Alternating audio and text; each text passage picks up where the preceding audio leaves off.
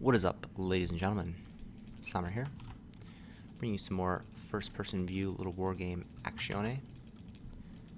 Not sure where my sound went.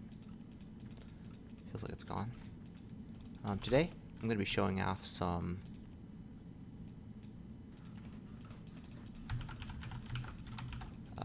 beast play, and hopefully giving you guys some ideas of how to play beast. I think a couple days ago I did a video first-person racks focus. Today I want to do a beast focus video. So similar to racks, you're going to do the same builder, queue up workers, build a house, build, instead of a barracks, a one den.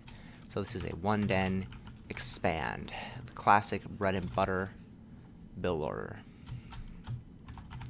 Like in my previous game, I'm going to be putting my buildings on hotkeys. I'm going to hotkey this to number 6. I'm going to hotkey this to number 5. That way I can quickly select them. I'm going to queue up 2 wolves out of my first den, rally them across the map to see what he's doing, and then I'm going to continually produce workers. I'm up to 11 workers right now, with my 12th worker on the way. Another thing that you'll see me do is put camera location hotkeys. The hotkey to do that is Shift and then an F key. So I would hold on Shift, hit F3, and then every time I hit F3, my camera will jump to my main base. And then I'll put Shift F4 for my 3rd and natural, and then Shift F5 for my 4th base, even though I'm not commonly using that hotkey as much. Now, because I've been talking, I have unfortunately messed up my build order just slightly, but it's pretty fine. We're going to get our second castle right at about 2 minutes 30 seconds and 17 supply. So to touch on the camera hotkey thing, and the reason we do that is because, okay, so he's pulled a wolf, so I need to pull workers to fight that.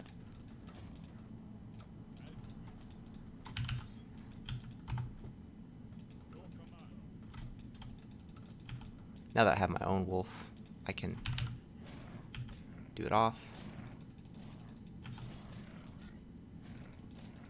It looks like he has 2 den, which means I need to defend a little bit more cleanly here.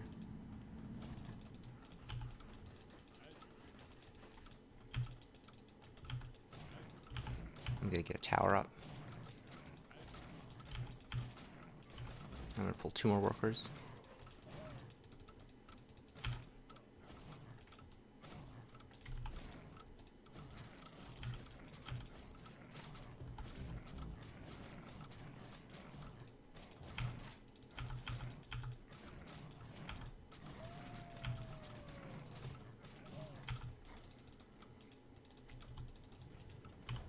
So the reason I know it's a 2 den is because of the amount of wolves that he's built. I can kind of scout and see that he's got a lot of wolves coming. So now it's just a matter of continual production of wolves. Make sure I have enough workers to fight. I want to take this fight ASAP because obviously he's pulling... shoot, lost a wolf there for free, but I did kill a wolf. Get my workers back to mining. Now that I have the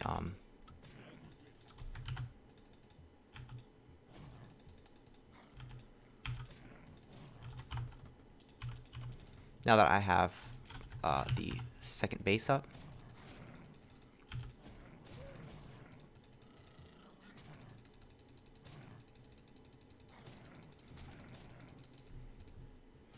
shouldn't chase those wolves too far. Now that I have my second base up in a tower, I'm pretty much completely safe. So when you're playing wolf versus wolf in this kind of scenario, you always want to be counting his wolf count. I also saw a wolf being rallied from this position, so I know there's a den about right here. So really, when you're facing a 2 den with a 1 den, it's all about pulling enough workers so you can fight. That wasn't like the most clean defense, but in general, you want to pull workers to fight, keep building wolves out of your single den, and get a tower as soon as possible. The tower basically puts a clock on his pressure, and you might lose a couple workers, but even if you lose a couple, you're still really, really far ahead. So now, I'm going to get a Dragon's Lair.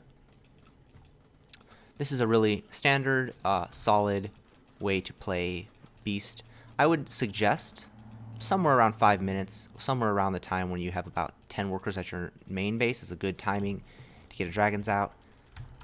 This is a pretty early dragon timing, so be aware of the fact that you're going for a kind of an aggressive build when you do this. You want to be doing damage on 2 bases, but in general, it's pretty strong. And if you're not very experienced, if you don't go into dragons early game, you can sometimes run into some problems. Now, to be fair, this is probably the current patch. I'm playing ranked on A3, and there's going to be a new patch coming, or maybe already out by the time you're watching this video, which may have changed that slightly, but the fundamental ideas are still pretty much the same, which is get some dragons out, get some wolves out.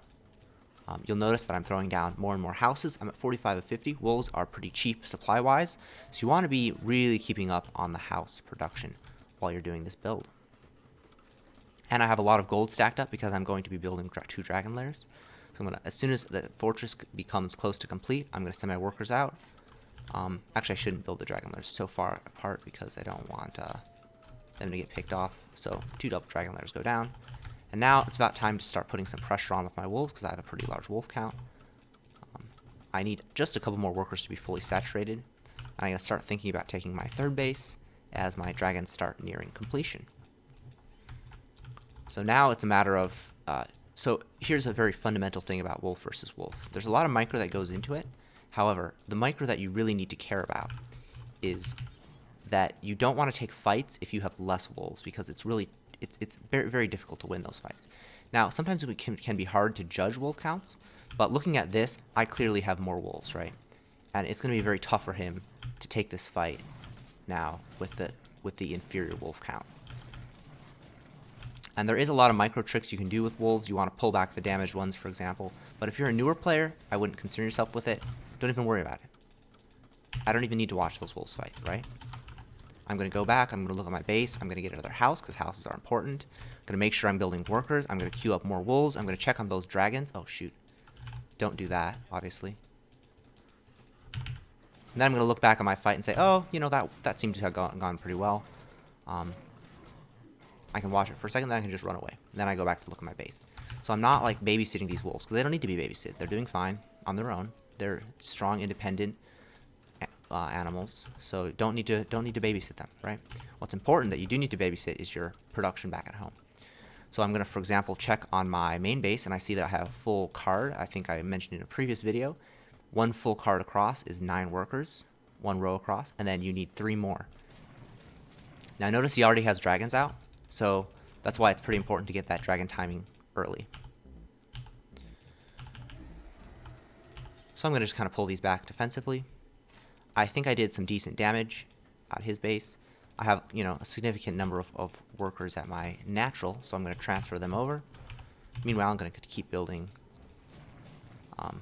wolves and dragons. Now I see 1 dragon, I have 2, which means this fight the math is really simple. Wolf, beast versus beast is often a math equation. 2 is better than 1, so I'm just going to start chasing him down. I'm going to rally my dragons to the rest of my dragons, hotkey those. And now I'm going to start cutting wolf production and making sure that I'm keeping up on my supply counts.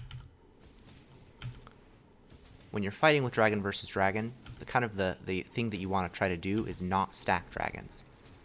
So, for example, you can see I'm kind of controlling this 1 dragon to be not stacked. Now, I'm also going to scout if he has a 3rd base, which he does. So, I'm going to decide to run home because I don't want to take any unnecessary trades. And it's about this time that I'm going to throw down 1 forge for upgrades. And I'm also going to throw down a balliste shop for balliste. And the final piece of tech that I'm going to throw down is a church for priests. So this is kind of a technical beast versus beast build order. It's not, I don't think it's completely essential, especially at lower level beast versus beast. But I think it's pretty fun and solid way to play. Oh, this house didn't get completed. That feels bad. But it's pretty solid. Dragons are really the kings of beast versus beast. And I'm going to also add on another layer in a second because I don't want to be overwhelmed. Right now I'm a little heavy on the wolf, so I'm going to actually go for a push because I want to try to do some damage. And I think that my dragon count is going to be better than his, at least temporarily. Meanwhile, I need to just keep adding on tech, adding on workers. Looking at my worker counts, I have a couple, maybe one or two too many here. Looks like 1, 2. Okay, so these workers are going to go here, and about this time, I'm going to add my 4th base on. When you're in such a comfortable position, it's never wrong to add more workers. Now, because I have such a high wolf count, I'm willing to take this fight. And if I count the dragons, it looks like I have a better dragon count as well. So my wolves, I know, will win on the ground, and then I'm just going to kind of let my dragons sit there.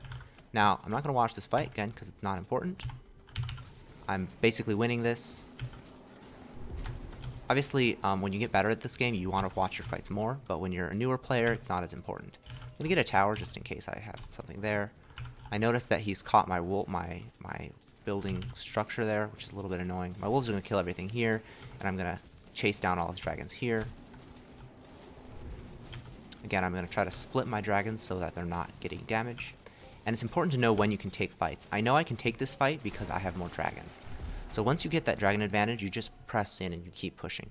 I gained a really large advantage because he went for a 2-den play. And from there, I was able to just quickly leverage that for a victory in Beast versus Beast. Yeah, and we were, as you can see, we had way more gold than him, which makes it very easy to win. Hopefully, you guys enjoyed that video. Hopefully, it taught you a little something about Beast versus Beast. I don't think I've done a lot of Beast versus Beast videos on this channel. So hopefully, this is instructional for you guys. Yeah, and if you enjoyed that, don't forget to like, subscribe, comment. Yeah, and let me know what you thought. More Littlewargame videos are coming out soon, and I will catch you all later.